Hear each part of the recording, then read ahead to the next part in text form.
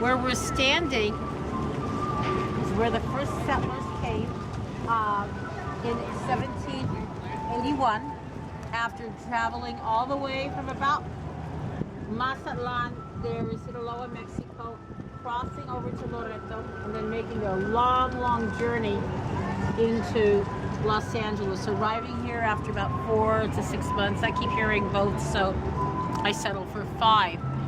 The area where we're standing now is been many, many things over the years, from a dry and empty field to a Chinese area. This was Chinatown. That's why we have Hellman Quad. This has been the other side of the freeway, was a French neighborhood. This, of course, was Mexican. It has been Spanish. It has been Anglo. It has had all races and creeds throughout its history.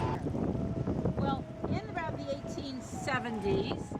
1770s, King Carlos of Spain had gotten word that the Russians were coming, and if they really were making their way south. The French wanted a little bit of action here in California, and so did the British, and everybody in between.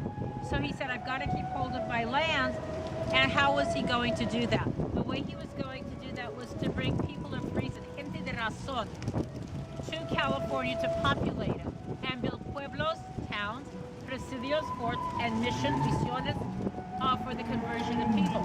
If you look at this, 1759 to 1788, while we were having our revolution on the East Coast, this is what was going on the West Coast, the creation of missions and cities and pueblos. We had it going on in Monterey, San Diego, San Gabriel. And originally, when the settlers came, they did go to the San Gabriel mission. And then walking back and forth, there were things going on here. They finally said, we're moving over here.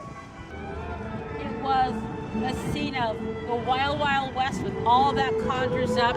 It was also a place where in Los Angeles at one time where there was not free speech everywhere, where you couldn't get up on your soapbox, literally, and talk. You could do it here. There were bullfights and bear fights and cockfights and hangings.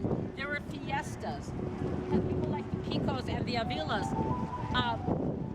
We had 3-day fiestas for weddings and whatever celebration was going on. It's a place where a lot of the rancheros, and we all know where our Rancho Santa Fe and all of those are around, would come in. They'd have almost like a little house here, a pied-à-terre, to conduct business here. So all of that was going on here in